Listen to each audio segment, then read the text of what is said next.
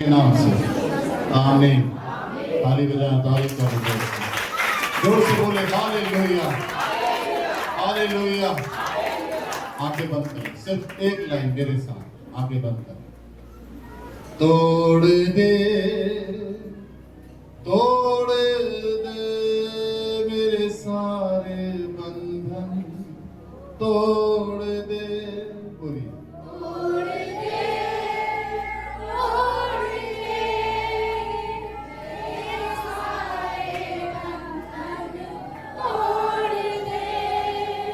अपने रूह की आग से,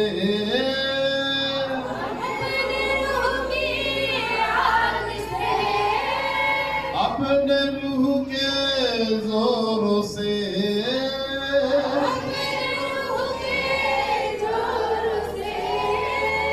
तोड़ दे, तोड़ दे मेरे सारे बंधन, तोड़ दे, तोड़ दे।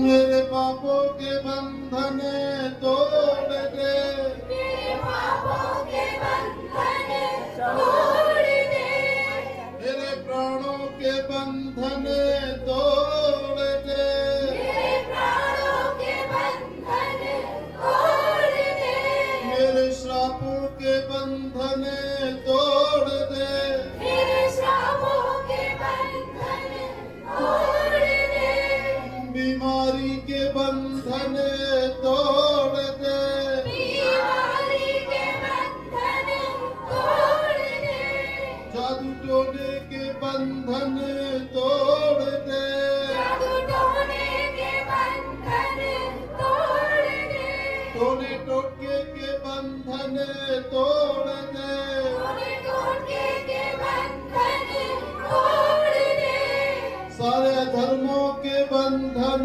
तोड़ दे, सारे अधर्मों के बंधन तोड़ दे, चिंता के बंधन तोड़ दे, चिंता के बंधन तोड़ दे, निराशा के बंधन तोड़ दे, निराशा के बंधन तोड़ दे, लाचारी के बंधन तोड़ दे, लाचारी के बंधन तोड़ दे, कंगाली के बंधन तोड़ दे, कंगाली के बंधन तोड़ दे, मेरे कर्जों के बंधन तोड़ दे, मेरे कर्जों के बंधन तोड़ दे, तोड़ दे, तोड़ दे मेरे सारे बंधन, तोड़ दे, तोड़ दे। जोर से बोलो,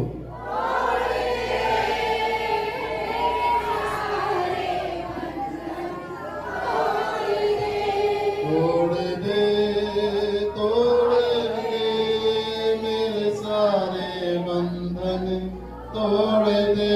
तोड़ दे, तोड़ दे सारे बंधन तोड़ दे। अपने हाथों को उठाओ, जोर से कहो, मैं आजाद हूँ, आजाद हूँ, मैं आजाद हूँ, मैं आजाद हूँ, मैं आजाद हूँ, मैं आशीषित हूँ, मैं स्वस्थ हूँ, मैं विजयी हूँ, मैं आजाद हूँ, आजाद हूँ, आजाद हूँ। यीशु मसीह ने मुझे अपने लहू से आजाद कर दिया है। यीशु मसीह ने अपने लहू से मुझे आजाद कर दिया है। यीशु मसीह ने मुझे छुड़ाया है। मैं छुड़ाया गया हूँ, छुड़ाया गया हूँ, छुड़ाया गया हूँ। मैं आजाद कर दिया गया हूँ। जोर से बोलो, आजाद कर दिया गया हूँ, मैं छुड़ा दिया गया हूँ, मैं छूट गया हूँ, मैं स्वतंत्र हूँ, स्वतंत्र हूँ, स्वतंत्र हूँ, स्वतंत्र हूँ। मैं विजयी हूँ, मैं विजयी हूँ, मैं अस्पष्ट हूँ, मैं तंदुरुस्त हूँ, मैं तंदुरुस्त हूँ। मैंने अच्छे स्वास्थ्य को पाया है, मैंने अच्छे स्वास्थ्य को पाया है। मैं विजयी हूँ। धन्यवाद पिता, धन्यवाद पिता, धन्यवाद पिता, धन्यवाद पिता, धन्यवाद राजा। Hallelujah, hallelujah, hallelujah. धन्यवाद पिता, धन्यवाद, धन्यवाद, धन्यवाद, धन्यवाद पिता। मैंने विजय को पाया है, मैंने विजय को पाया है। जोर से प्रार्थना करते जाएं, बोलते जाएं, मैंने विजय को पाया, मैं आशीषित हूँ, मैं विजयी हूँ। परमेश्वर ने मेरे सारे रोगों को दूर किया है, परमेश्वर ने मुझे चंगा किया है, परमेश्वर ने मुझे चंगा किया है, परमेश्वर ने मुझे स्वतंत्र किया है। हालेलुया, तारीफ करें, ताली बजाएं उसकी।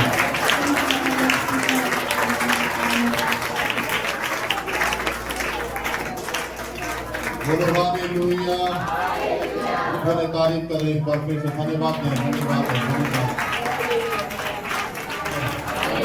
आनंदित हैं?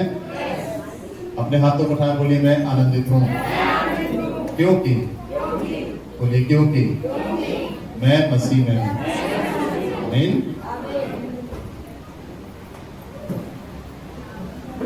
हमने गुड फ्राइडे ईस्टर को सेलिब्रेट किया, परमेश्वर के वचन को समझा, जाना किस तरीके से प्रभु ने क्रूस पर हमारी लिए कीमत चुकाई।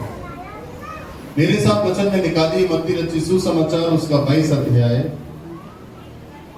और उसकी 34 आयत को हम यहाँ पर सीखेंगे।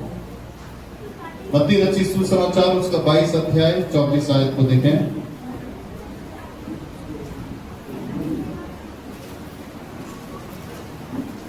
यहाँ पे वचन हमें कुछ बताता है और कुछ सिखाता है।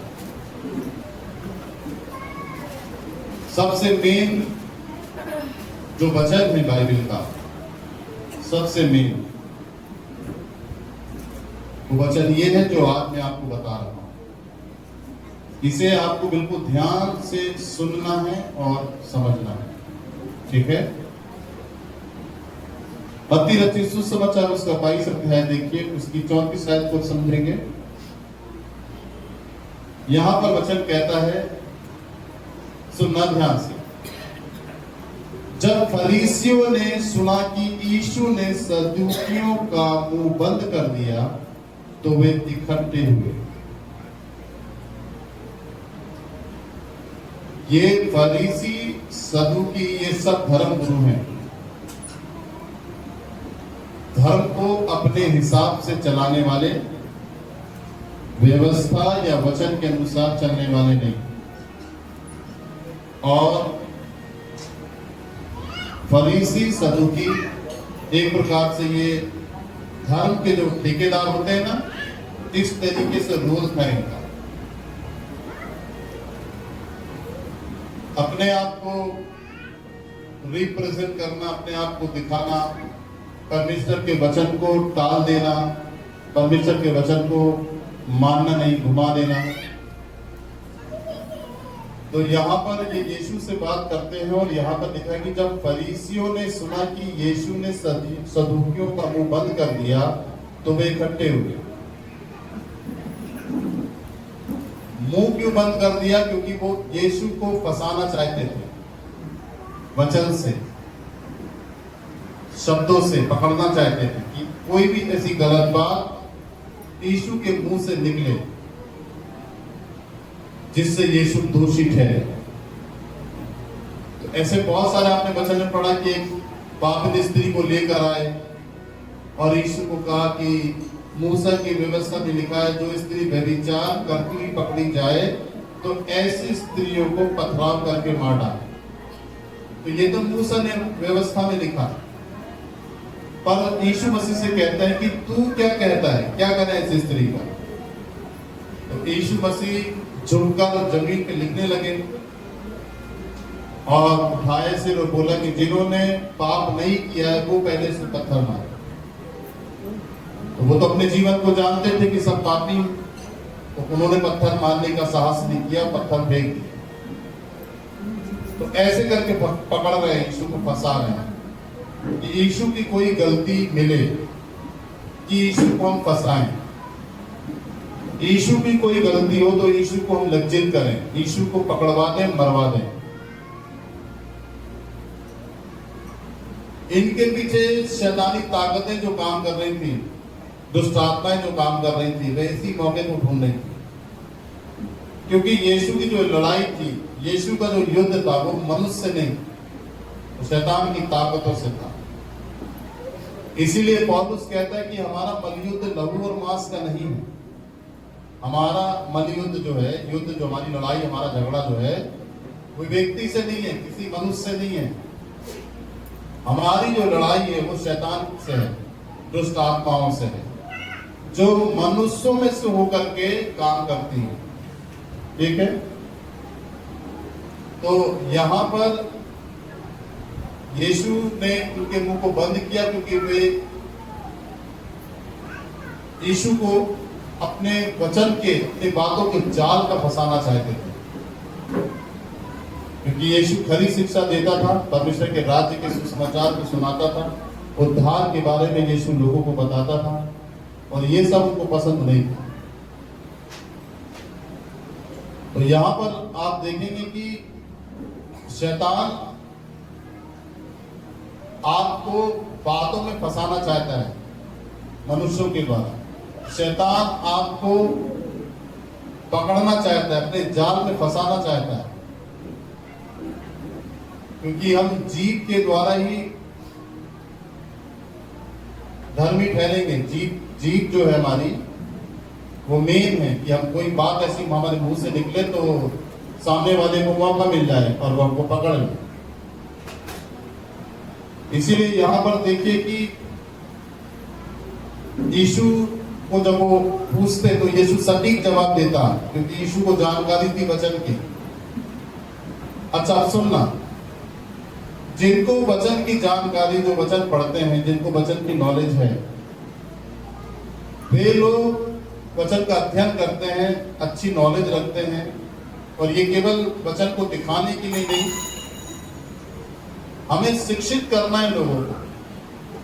यहां पर यीशु ने इनके मुंह को बंद किया, मतलब जो गलत बातें थी, जो यीशु को फंसाने वाली बातें थी, उसका वो जवाब नहीं दे पाए और उनके मुंह बंद हुए। तो जिसको नॉलेज होगी, जो वचन पढ़ता होगा, अध्ययन करता होगा, वो सामना कर सकता है शैतान का, लोगों का भी। पर यदि जिसको वचन की नॉलेज नहीं, जो वचन पढ़ता नहीं, वचन का ज्ञान जिसको नहीं, वो ना तो शैतान का सामना कर सकता है और ना मनुष्य का सामना कर सकता है। आपको सामना करना है शैतान का, आपको सामना करना है मनुष्य का, कि आप अपनी बातों में सिद्ध हो जाए। एक विश्वासी अपनी बातों में तभी सिद्ध हो पाता है जब वो वचन को जानता है। बोलिए हालेलुया। आगे देखिए क्या लिखता है 35 में। उनमें से एक व्यवस्थापक ने उससे परखने के लिए पूछा। व्यवस्थापक का मतलब होता है मूसा की व्यवस्था के विशेषज्ञ, जानकार। जो मूसा की व्यवस्था की अच्छी नॉलेज रखते हैं उनको बोलते हैं व्यवस्थापक। ठीक है, आगे लिखता है परखने के लिए। हमेशा आप समझना कि आपको शैतान परखता है, लोग आपको परखते हैं, चेक करेंगे आपको कि आप कितने जानकार हैं, कितनी नॉलेज है, और आप किन बातों में फंस सकते हैं, किन बातों में आप पकड़ाए जा सकते हैं, किन बातों में आप मारे जा सकते हैं। आगे देखिए, हे गुरु, व्यवस्था में कौन सी आज्ञा बड़ी है? क्या बोलता है? हे गुरु, व्यवस्था, यीशु से पूछता है, हे गुरु, व्यवस्था में कौन सी आज्ञा बड़ी है? आगे देखिए, यीशु ने कहा, उसने उनसे कहा, तू परमेश्वर अपने प्रभु से अपने सारे मन, सारे प्राण और सारी बुद्धि से प्रेम रखना। क्या बोल रहा है यीशु मसीह? वो अपने परमेश्वर से सारे मन से, सबसे पहले सारे मन से, दूसरा सारे प्राण से, और सारी बुद्धि। चलिए देखिए मेरी तरफ, बोलिए सारे मन, सारे प्राण, सारी बुद्धि से। देखो, प्राण, मन, प्राण और बुद्धि, ये तीनों अलग अलग है। ये तीनों एक नहीं है, अलग अलग। इसलिए यीशु ने अलग अलग करके बोला। एक विश्वासी को यीशु मसीह से कैसे प्रेम रखना चाहिए? सारे प्राण, सारे मन, सारे प्राण, सारी बुद्धि से। सारे मन, सारे प्राण, सारी बुद्धि से। ठीक, चलो अब बताओ आप परमेश्वर से कैसे प्रेम रखोगे? सारे मन, सारे प्राण, सारी बुद्धि से। चलो अब फिर से बोलना, आप यीशु मसीह से कैसे प्रेम रखेंगे? सारे। ठीक, अब मन की जो बात है, मन का मतलब क्या होता है मालूम है आपको? क्यों यीशु ने कहा सारे मन से? मन का मतलब होता है भावनाएं। मन का मतलब क्या होता है? भावनाएं। सारी भावना जो हमारी जो भावना है, फीलिंग्स बोलते हैं ना जिसको। कैसा फीलिंग हो रहा है आपको? कैसा फील हो रहा है आपको? बोलते हैं ना, मुझे अच्छा फील नहीं हो रहा है, मुझे अच्छा फील हो रहा है, बोलते हैं ना लोग। इसी को कहते हैं मन, फीलिंग्स। सारे मन से प्रेम रखना है यीशु मसीह से। आमीन। अब देखिए नेक्स्ट क्या है? सारे प्राण से। बोलिए सारे प्राण से। प्राण का मतलब होता है हमारा जीवन पूरी रीति से परमेश्वर में समर्पित। प्राण का मतलब क्या होता है? जीवन। परमेश्वर ने प्राण को फूका, आपके अंदर प्राण डाले। क्यों डाले? जीवन जीने के लिए। क्यों डाले प्राण? जीवन जीने के लिए। प्राण क्यों डाला परमेश्वर ने? जीवन जीने के लिए। तो प्राण का मतलब होता है जीवन। सारे जीवन काल में जब तक आप जिंदा हैं परमेश्वर से प्रेम रखें।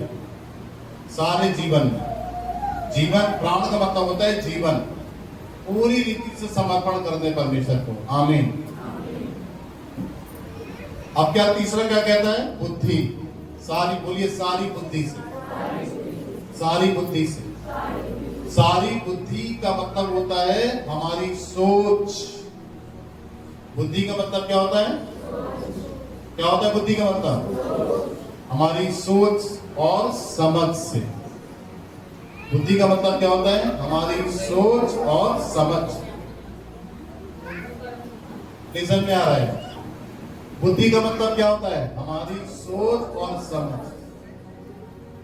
तो पूरी सोच और पूरी समझ से हमको परमेश्वर से प्यार करना है। पहले में आ जाइए, क्या बोलता है वो? तू अपने प्रभु परमेश्वर से सारे मन से। तो अब सारे मन में क्या क्या आता है बताओ? सारे मन में क्या आता है? मन को क्या बोलते हैं? अभी बताया था ना, क्या बोलते हैं मन को? फीलिंग्स। मन को क्या बोलते हैं? और इंग्लिश बोल रहे हैं। भावनाएं, हमारी भावनाएं। ठीक है, मन को क्या बोलते हैं? भावना। ठीक है, पूरे भावनाओं से, पूरे मन से प्रेम रखना है यीशु मसीह से। दूसरा प्राण का मतलब क्या होता है? बताया था ना भी, प्राण का मतलब जीवन।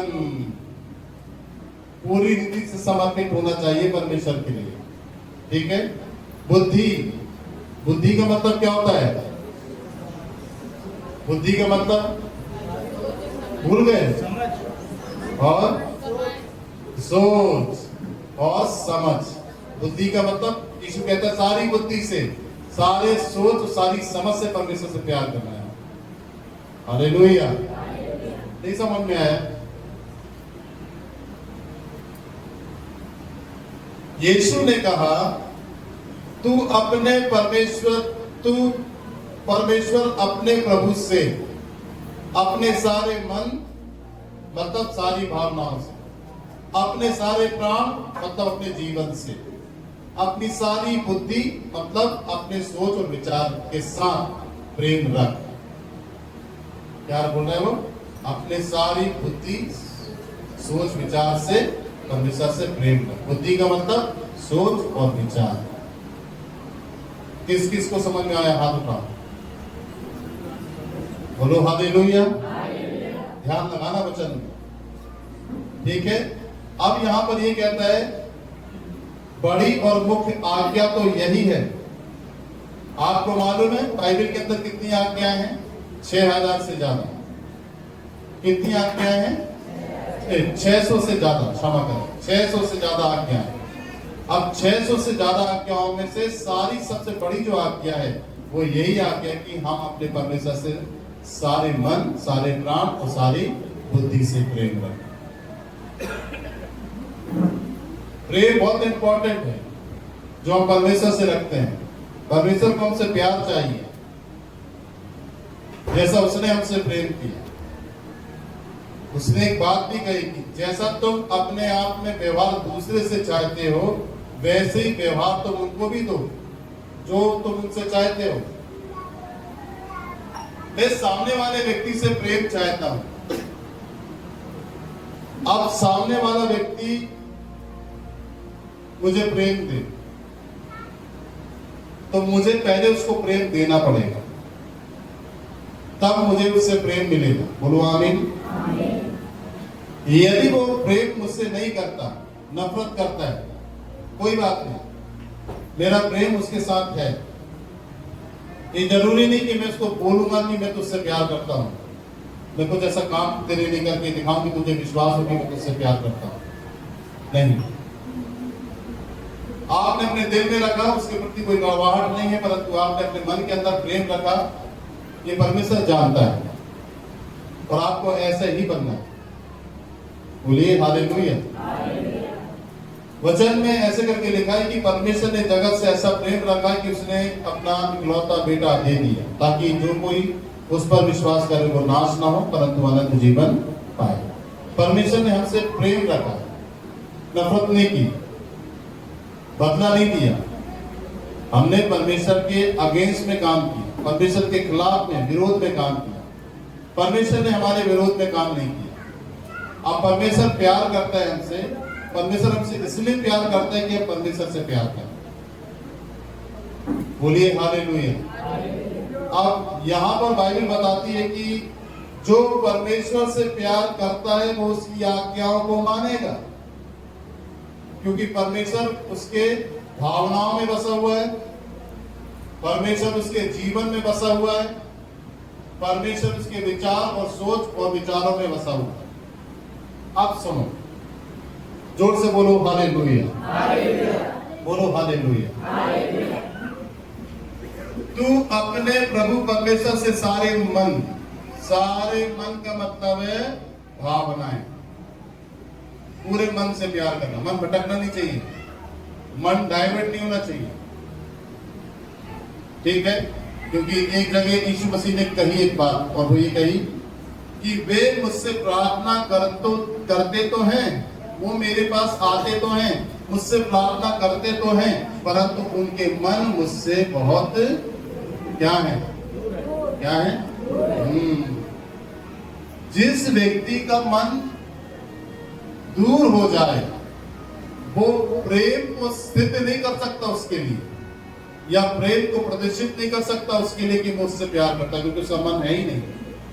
कितना भी आप तैयारी करो, कितना भी मनाओ उसको कि वो प्यार करे या आपसे प्यार करे, वो कुछ भी कर दो, परंतु जब उसका मन आपसे हट गया, मेन बात है मन की, मेन बात है मन की। बोलिए हालेलुया। फिर दूसरी बात और अच्छे से समझा रहा हूं, खुलकर। प्राण, जो परमेश्वर से प्रेम रखेगा पूरी फीलिंग्स के साथ, पूरे मन के साथ, पूरी भावनाओं के साथ, वो अपने जीवन को भी परमेश्वर को अर्पित करेगा, समर्पित करेगा। उसके जीवन में प्रथम स्थान परमेश्वर होगा। आमीन, हालेलुया, हालेलुया। बहुत टाइम लग गया नूह को जहाज बनाने में। आपको मालूम है नूह को बनाने में, जहाज जो बनाया, जहाज बहुत टाइम लग गया, जबकि कोई ऐसा संदेश नहीं था, ऐसा कुछ की संदेह नहीं था कि कुछ बारिश होगी या इतना पानी भर जाएगा। दूर दूर तक कोई ऐसा कोई चिन्ह नहीं था, परंतु बात मालूम क्या कहाँ थी? प्यार की। और प्यार के बाद जो बात थी उसके अंदर वो है आज्ञा मानने की। परमेश्वर ने कहा जहाज बना, लकड़ी का जहाज उसने बनाया। कई साल लग गए उसको जहाज बनाने में, और लोगों को सुसमाचार प्रचार भी करता था और जहाज भी बनाता था। बात ये नहीं थी कि कुछ दिख नहीं रहा है, बस परमेश्वर ने जो बोला हमें वो करना है, नहीं, बात प्यार की थी, आज्ञा मानने की थी। भलाई कुछ मिले चाहे ना मिले, जो उसने कहा है वो मुझे मानना है, जो उसने कहा है वो मुझे करना है। ये जुनून रखने वाला व्यक्ति वही हो सकता है जो परमेश्वर से प्यार करता है। बोलिए हालेलुया, बोलिए हालेलुया। और ये सबसे बड़ी मुख्य आज्ञा है कि आप सबसे पहले परमेश्वर से प्यार करें, इन तीनों चीजों से, मन से, प्राण से, सारी बुद्धि से। आपको मन से प्यार कर रहे हैं आप, प्राण, आपका जीवन वैसा नहीं है, आपका जीवन से प्यार कर रहे हैं, आपकी सोच समझ बुद्धि काम नहीं कर रही। तीनों चीज समर्पित होना चाहिए परमेश्वर के लिए। ये तीनों चीज आपके पूरे जीवन को, आपके देह आत्मा प्राण को दर्शाती है कि आप पूरे मन से, सारे प्राण से और सारी बुद्धि से परमेश्वर से प्रेम करें। तीनों अलग अलग हैं और वो आपकी लाइफ में एक्टिवेट है, आपकी लाइफ में है, आपके जीवन में है। वो तीनों चीजें आपके जीवन में दिखती भी हैं। बोलिए आमीन, हालेलुया। अब वो ये कहता है मुख्य आज्ञा तो यही है जो मनुष्य को मानना है। 600 आज्ञा से सबसे बड़ी आज्ञा है। बोलिए हालेलुया। अब देखिए क्या कहता है 38 में, बड़ी और मुख्य आज्ञा तो यही है, बड़ी और मुख्य आज्ञा तो यही है, और उसी के समान एक दूसरी भी आज्ञा कि तू अपने पड़ोसी से अपने समान प्रेम रख। क्या बोल रहा है वो? उसी के समान, अपने पड़ोसी से अपने समान प्रेम रख। ये कौन सी आज्ञा है? पहली आज्ञा की तरह दूसरी आज्ञा भी है। ठीक है कि तू अपने पड़ोसी से अपने समान क्या रख? प्रेम रख। पड़ोसी कौन है मेरा? मेरा पड़ोसी वो नहीं है जो मेरे घर के बगल में है, मेरा पड़ोसी वो नहीं है जो मेरे घर के बाजू में रहता है, मेरे सामने रहता है। मेरा पड़ोसी वो नहीं, मेरा पड़ोसी वो है जो तकलीफ के समय जब मेरे सामने वो आता है, कोई मदद को मांगता है, कोई तकलीफ, कोई दिक्कत है, परेशान है, बीमार है, जिंदगी और मौत से लड़ रहा है, जरूरतमंद है, उसकी मुझे मदद करना है। चाहे वो रोड में मिल जाए मुझे, चाहे चौराहे पर मिल जाए, चाहे बस के अंदर मिल जाए, चाहे ट्रेन के अंदर मिल जाए, चाहे टैक्सी के अंदर मिल जाए, अगर वो जरूरतमंद है तो मुझे उसकी मदद करना है। वो है मेरा पड़ोसी, जिसे मैं जानता नहीं हूं, जिसे मैं जानता हूं, अगर मैं उसकी मदद कर रहा हूं तो इससे ये बात प्रदर्शित होती है कि बाद में भी आपको उससे मदद मिलेगी जब आज आप उसको मदद दे रहे हैं। ये कोई मदद नहीं है कि आप किसी पहचान वाले को मदद दे रहे हैं तो कल को वो भी आपके साथ खड़ा होगा। जेन्युइन बात है, आप नहीं भी बोलेंगे तो खड़ा होगा वो, क्योंकि वो ये बोलेगा कि कभी तुमने मेरी मदद करी थी, आज मैं तुम्हारे साथ हूं।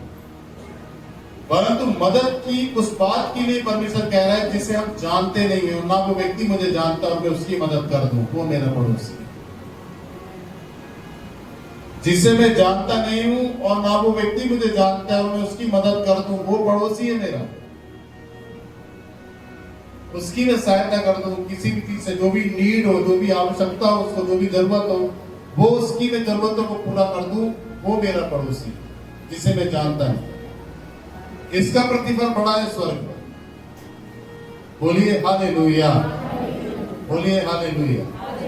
तो ऐसे ही हो सकता है कभी मैं भी ऐसी पड़ा हूं, हो सकता है कभी मेरी भी स्थिति ऐसी आ जाए और कोई मेरे साथ पहचान का ना हो, कोई भी व्यक्ति मेरी पहचान का ना हो और मैं कहीं कोई दिक्कत में पड़ जाऊं, अननोन व्यक्ति मेरे चारों तरफ हो जो मुझे जानते नहीं हो, तो जब मैं अननोन व्यक्ति की मदद करूंगा जिसे मैं जानता नहीं हूं, ऐसी कभी कोई भी अननोन पर्सन भी मेरी मदद करके चला जाएगा जिसे मैं जानता नहीं, ना वो मुझे जानता है।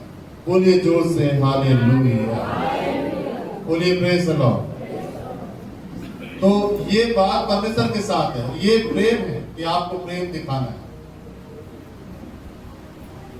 वो कहता है यही दो आज्ञाएं सारी व्यवस्था भविष्यवक्ताओं का आधार है।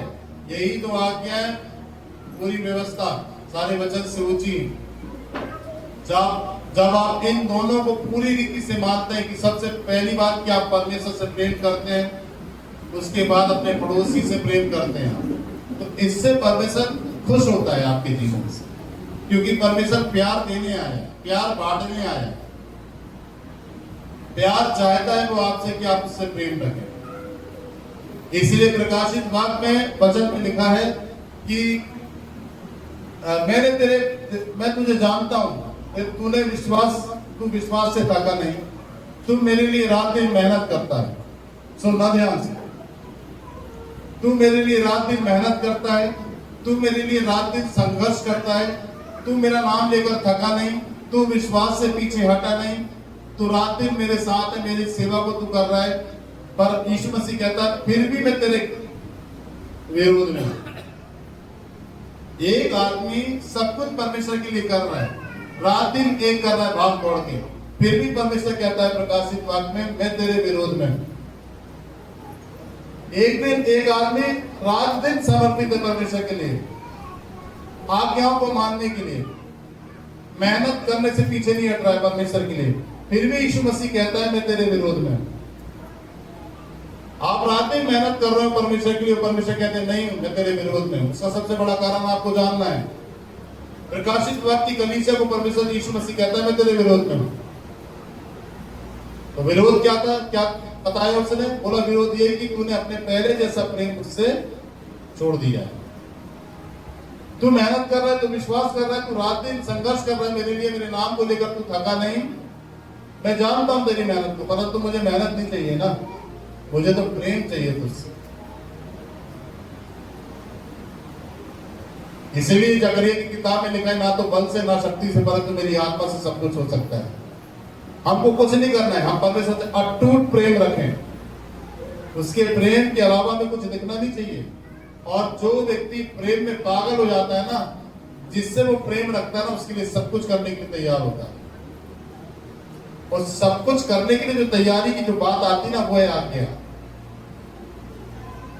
ये डैनियल, शद्रक, मेशक, अबेदनगो, ये मूसा, ये एलिया, ये दाऊद, इब्राहिम, इसहाक, याकूब, नेहमिया, जर्मिया, ये यर्मिया, यहेजकेल, होशे, हग्गे, ये सब बेवकूफ नहीं थे, ये समर्पित थे। एस्तर, दबोरा,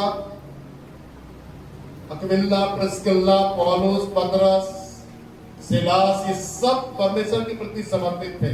ये प्रेम करते थे परमेश्वर से अटूट। ये किसी भी चीज से ज्यादा प्यार नहीं करते थे, किसी भी चीज से इनको ज्यादा लगाव नहीं था, किसी भी वस्तु से ज्यादा प्यार नहीं, कहीं भी ये मोहित नहीं थे, किसी पे डिपेंड नहीं थे, ये किसी पे मोहित हो जाएं, किसी के प्राण बंधन में आ जाएं, अपने प्रिय लोगों को भूल नहीं पा रहे तो भूल ही नहीं पा रहे हैं, अपने परिजनों को भूल नहीं पा रहे तो भूल ही नहीं पा रहे हैं, उनके बिना रह नहीं पा रहे हैं। ये वो लोग नहीं थे। इन लोगों ने अपने घर को छोड़ा, इन लोगों ने अपने परिवार को छोड़ा, इन लोगों ने अपनी संपत्ति को छोड़ा, अपनी धन दौलत को छोड़ा परमेश्वर के लिए। इसका सबसे बड़ा कारण क्या था मालूम? परमेश्वर के प्यार में पागल थे। पौलुस ने सब कुछ त्यागा, पतरस ने अपने घर को छोड़ा, मूसा ने अपनी पत्नी, अपने बच्चों को छोड़ा। आपको मालूम है तब ये सक्सेस हुए, तब ये धर्मी ठहराए गए, तब आज तक इनका नाम कोई भूलता नहीं है, पूरी दुनिया में नाम लेते हैं लोग इनका। ऐसा लगता है कि ये बिल्कुल अभी भी जीवित है। धर्मी का चिन्ह यही है, सब कुछ त्याग के छोड़कर, सारी मोह माया से हटकर, सारी चीजों से हटकर, सारे प्राण बंधनों से छूटकर, इन्होंने सारी बुद्धि से, सारे मन से, सारे प्राण से परमेश्वर से प्यार किया। और एक विश्वासी के अंदर यही क्वालिटी होना चाहिए। उसमें क्या होता है, जब आप परमेश्वर से प्यार करेंगे अटूट, तो परमेश्वर जो कहेगा वो आप करेंगे। पौलुस को परमेश्वर ने कहा अभी तुझे और कष्ट झेलना है, अभी तू जहाज के सफर में जाएगा, 14-15 दिन तक धूप नहीं निकलेगी और कोहरा होगा, बहुत ठंड होगी, कड़ाके की, और तेरे कपड़े भी उतार लिए जाएंगे और तू इस तरीके से ऐसे जहाज में पड़ा होगा।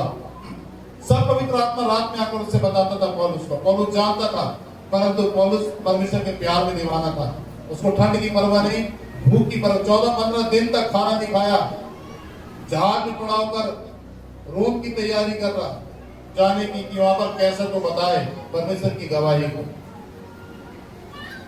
आप सोच लो कि पतरस को यीशु मसीह ने क्या कहा कि तेरे कमर पे तू कमर से बांधा जाएगा और जहां तू नहीं चाहता है वहां तुझे लेकर जाया जाएगा, ऐसी मौत होगी तेरी। उसको मालूम चल गया था, यीशु ने बता दिया उसको तू कैसे मरेगा। फिर भी अपनी मौत से नहीं डरा वो कि मैं ऐसे मरने वाला हूं, भाग जाऊं, छोड़ दूं। नहीं, प्यार में दीवाना था। इसलिए यीशु मसीह ने क्या कहा पतरस को, हे पतरस क्या तू मुझसे प्रेम रखता है? उसने कहा हाँ प्रभु मैं तुझसे प्रेम रखता हूं। तो पतरस को कहता है जा मेरी भेड़ों को चरा। फिर यीशु मसीह कहता है क्या तू मुझसे, हे पतरस तू मुझसे प्रीति रखता है? उसने कहा हाँ प्रभु मैं तुझसे प्रीति रखता हूं, तो जा मेरी भेड़ों की रखवाली कर। और यीशु ने इससे पहले बता दिया था कि वो कैसी मौत मरेगा। आपको बता दिया जाए कि आप यीशु मसीह में ऐसी मौत मरेंगे, मैं गारंटी के साथ कह रहा हूं आप चर्च में आना बंद कर देंगे। आपको बता दिया जाए कि आप ऐसी मौत मरने वाले हैं, यीशु मसीह में आपको ऐसा मारा जाएगा, आप मसीह में ऐसी मौत मरेंगे। मैं दावे के साथ कह रहा हूं 1 सेकंड में आप बंद कर देंगे, चर्च में आना भाग जाएंगे। आप मरना नहीं है आपको यीशु मसीह के लिए, हकीकत बात कह रहा हूं। यहां पर चेलों को बता दिया गया ये कि ऐसी मौत मरेंगे वो, पर वो डरे नहीं। ठीक है मरेंगे तेरे लिए। पतरस ने कहा कि मैं तेरे लिए जीने मरने के लिए तैयार हूं। तो ये क्या चीज दिखा रहा है? ये प्रेम को दिखा रहा है, परमेश्वर के प्रति समर्पण है, उसकी लाइफ, उसका जीवन समर्पित है। कुछ भी हो जाए मेरी लाइफ में मैं खुदा को छोड़ूंगा नहीं।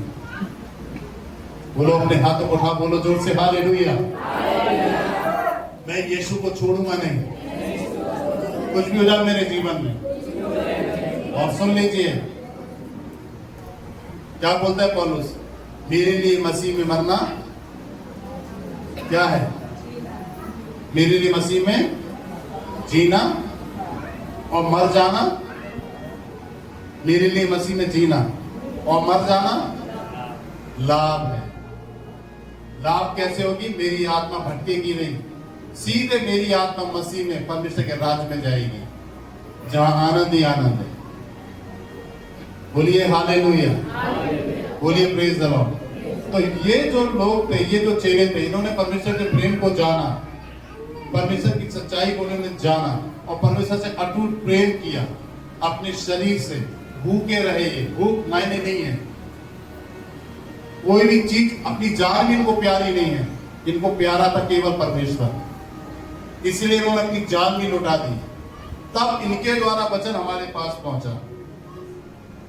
सोच लो कीमत चुकाई और कितने लोगों को उद्धार इन्होंने कराया। बोलिए जोर से हालेलुया, बोलिए प्रेज द लॉर्ड। कितने लोग इनके द्वारा बचाए गए। हम तो जरा सी कोई बात बोल दें तो आप घबरा जाए, आप डर जाए। तो मौत की और मृत्यु की तो बात बहुत दूर हो गई आपकी लाइफ से, नहीं सामना कर पाएंगे आप। उसके लिए हमें परमेश्वर के लिए समर्पित अटूट प्रेम, आज्ञा मानने के लिए परमेश्वर के लिए सहायता मांगनी पड़ेगी कि परमेश्वर मैं तेरे नाम को लेके बदलू नहीं, मुकरू नहीं, पीछे नहीं हटूं। अगर ऐसी बात मेरे जीवन में जाए कि मुझे तेरे लिए मरना पड़े तो मैं तैयार रहूं, ऐसा हियाब मुझे तू दे। बोलिए आमीन। तो फिर परमेश्वर हमें ऐसा हियाब देता है क्योंकि हम पूरी रीति से समर्पित है परमेश्वर के लिए। हालेलुया। तो ऐसे एक विश्वासी को बनना है, भागना नहीं है, डरना नहीं है, घबराना नहीं है, पीछे नहीं हटना है, अपने प्रेम को प्रदर्शित करना है क्योंकि आप प्रेम करते हैं यीशु से, किसी व्यक्ति से नहीं। और अगर आप सच्चा प्रेम करते हैं तो आप उसकी आज्ञाओं को मानेंगे। बोलो हालेलुया, बोलिए हालेलुया। अगर आप सच्चा प्रेम करते हैं तो यीशु मसीह की आज्ञाओं को क्या करेंगे? आप मानेंगे।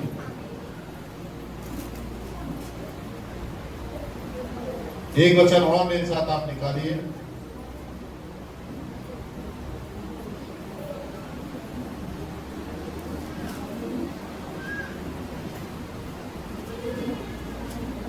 इसको बताकर मैं प्रार्थना करूंगा आपके लिए। मेरे साथ इस वचन को निकालिए।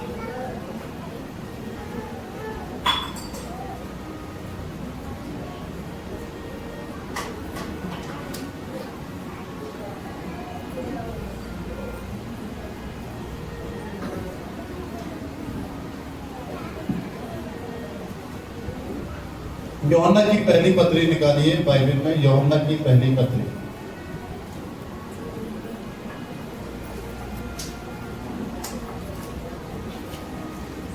उसका 4 अध्याय निकालिए।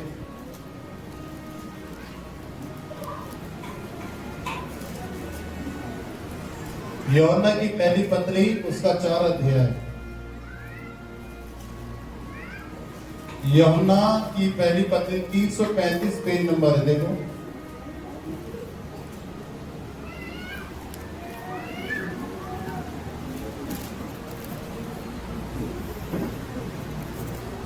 निकाल लिए? जल्दी निकालो। यूहन्ना की पहली पत्री 4 अध्याय 7वीं आयत को देखिए। देखिए क्या लिखा है यहाँ पर। यहाँ पर लिखा है,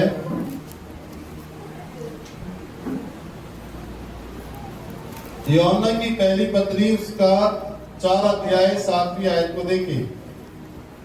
देखिए, हे प्रियो, हम आपस में प्रेम रखें। चलो बोलो, हे प्रियो। जोर से, हे प्रियो। एक साथ बोलो, हे प्रियो, हम आपस में प्रेम रखें। क्या रखें हम आपस में? प्रेम।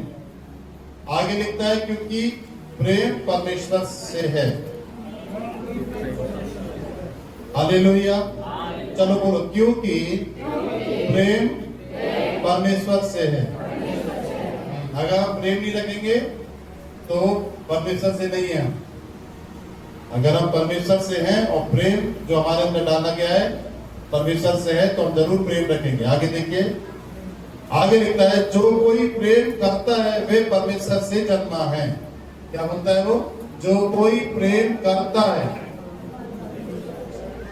वो परमेश्वर से जन्मा है। अगर आप परमेश्वर से प्रेम नहीं करते तो आप परमेश्वर से जन्मे नहीं है। आगे देखिए क्या कहता है, जो प्रेम नहीं रखता वे परमेश्वर को नहीं जानता। जो प्रेम नहीं रखता वो परमेश्वर को नहीं जानता, क्योंकि परमेश्वर क्या है? प्रेम है। बोलिए हालेलुया। अब देखिए, जो प्रेम परमेश्वर हमसे रखता है तो इससे प्रकट हुआ कि परमेश्वर ने अपने इकलौते पुत्र को जगत में भेजा कि हम उसके द्वारा जीवन पाए। बोलो आमीन। परमेश्वर ने कैसे प्रेम किया हमसे? उसने अपनी इकलौती, बोले इकलौती, कीमती इकलौती, एक ही चीज थी उसके पास, बस वो चली गई तो मिलने वाली नहीं है उसको, बस एक ही चीज थी, वो भी उसने हमारे लिए दे दी। क्या बचा था परमेश्वर के राज्य में जब शैतान को उसने स्वर्ग से गिराया? कुछ नहीं। परमेश्वर के मन की सारी खुशी चली गई, शैतान ने पाप किया। परमेश्वर का सारा आनंद चला गया जब शैतान बन गया। सारे स्वर्गदूतों को लेकर के वो पृथ्वी पर गिरा। सारे परमेश्वर के दान वरदानों को लेकर के वो पृथ्वी पर गिरा। शैतान ने जब स्वर्गदूत गिराया, जो शैतान के रूप में पूरी पृथ्वी में काम कर रहा है, क्या बचा था परमेश्वर के पास? कुछ नहीं। सिर्फ एक ही व्यक्ति बचा हुआ था, वो था उसका पुत्र, उसका बेटा यीशु मसीह। और बाइबल बताती है उसी यीशु मसीह को तो बस एक ही चीज बची थी उसके पास, वो भी उसने आपके मेरे प्रेम के खातिर अपने बेटे को दे दिया। कितना महान प्रेम! कोई अपनी इंपॉर्टेंट वस्तु किसी व्यक्ति को दे दे, कोई बहुत एक ही चीज हो, एक ही वस्तु हो, वो किसी और को दे दे, ये नामुमकिन है, नहीं हो सकता है। परंतु परमेश्वर ने इसको किया। वो इसलिए किया क्योंकि वो आपसे प्यार करता है, वो आपसे प्रेम करता है, वो आपको बचाना चाहता है, वो आपको अपने पास रखना चाहता है, वो आपको अपने राज्य में लेकर जाना चाहता है। बोलो आमीन। बोलो हालेलुया।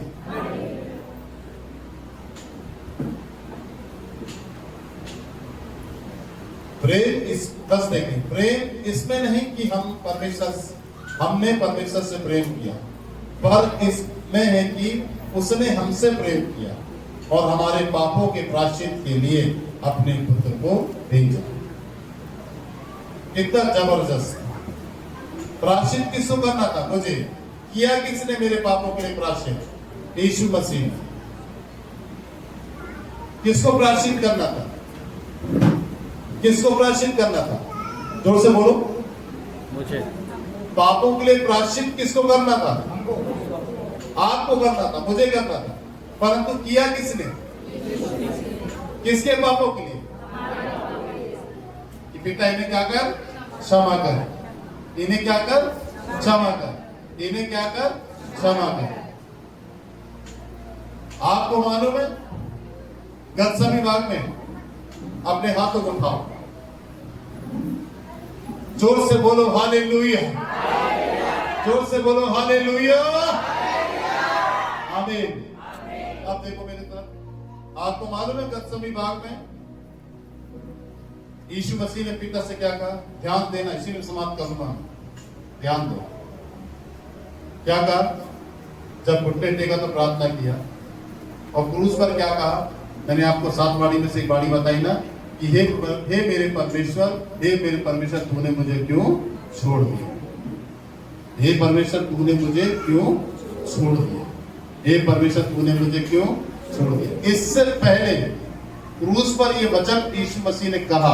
इससे पहले गत्सेमनी बाग में जब सिपाही यीशु मसीह को पकड़ने के लिए आने वाले थे, उससे पहले यीशु चट्टान पर घुटने टेकता है और क्या कहता है पिता से?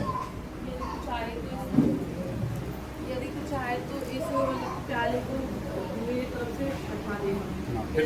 यदि तू चाहे तो इस प्याले को मेरी तरफ से हटा दे। जी। यदि तेरी इच्छा पूरी हो गई। क्या कह रहा है यीशु मसीह? ये प्याला जो है, प्याला, ये प्याले को मेरे सामने से हटा दे तो भी मेरी नहीं तेरी इच्छा पूरी हो। अब मुझे बताओ, ये प्याले में क्या भरा था?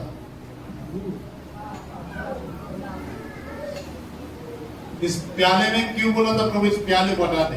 और क्यों बोला था कि इस प्याले को हटा दे? तो मैं कहना चाहता हूं कि ये प्याले में भरा क्या था जिसको प्रभु कहता था हटा दे? तो भी कहता है मेरी इच्छा नहीं तेरी इच्छा पूरी हो। क्या भरा था प्याले में?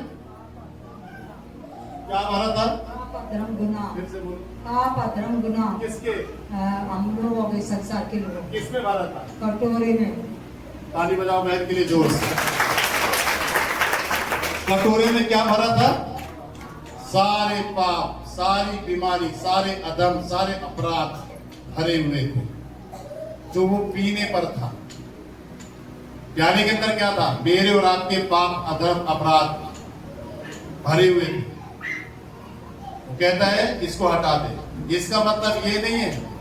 क्यों बोल रहा है? क्योंकि उसने क्रूस पर एक बात कही कि हे पिता, तूने मुझे क्यों छोड़ दिया? बात ये थी हटाने के लिए, इसलिए कह रहा था वो क्योंकि मेरा रिश्ता या परमेश्वर मेरे पास से चला ना जाए। ये चीज हटा दे।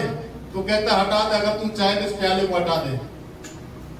पीने के लिए तैयार है वो इसको, परंतु बात सबसे बड़ी क्या थी? वो पिता से दूर नहीं होना चाहता था, वो पिता से प्यार करता था। बोलिए हालेलुया। इसलिए वो कह रहा है कि इसको हटा दे मेरे सामने से, परंतु तो भी मेरी इच्छा नहीं तेरी इच्छा पूरी हो। और उस प्याले को उसने पिया, मेरे आपके पापों को उसने लिया अपने ऊपर, पी लिया, मेरे दर्दों को पी लिया, ले लिया अपने ऊपर, और पिता उससे क्या हो गया? दूर हो गया। वो यही नहीं चाहता था कि पिता उससे दूर हो।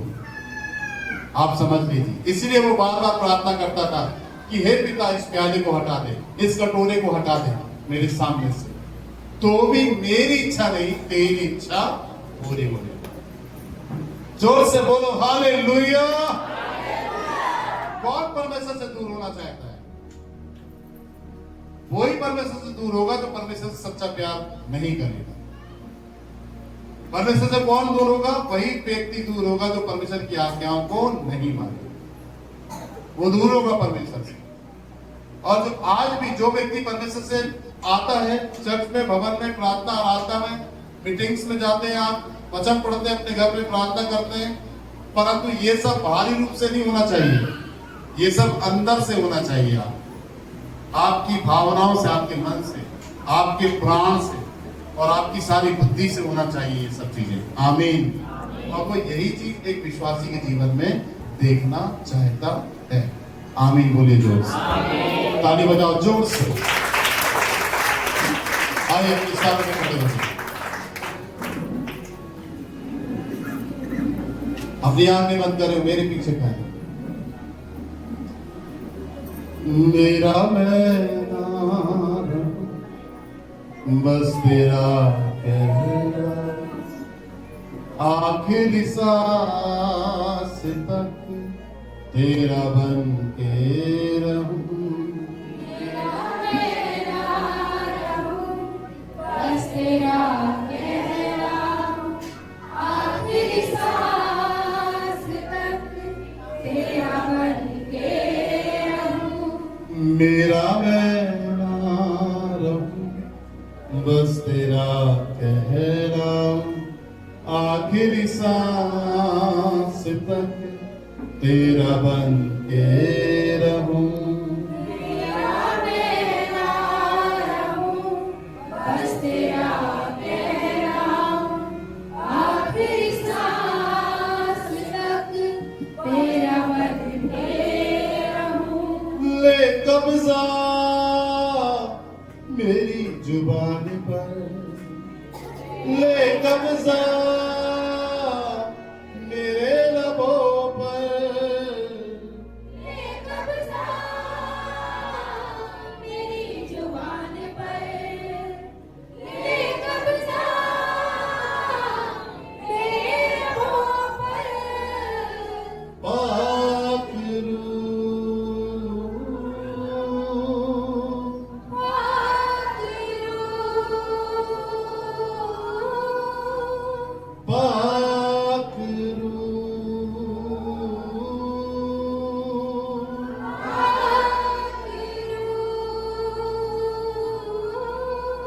पिता हम यीशु मसीह के नाम से धन्यवाद। जो जीवन आपसे दूर है वे जीवन भी आपके नजदीक आने पाएंगे। हमारे परिवार, हमारे घराने, हमारे खानदान के जीवन जो तुझसे दूर है यीशु, वो तेरे निकट आने पाएंगे।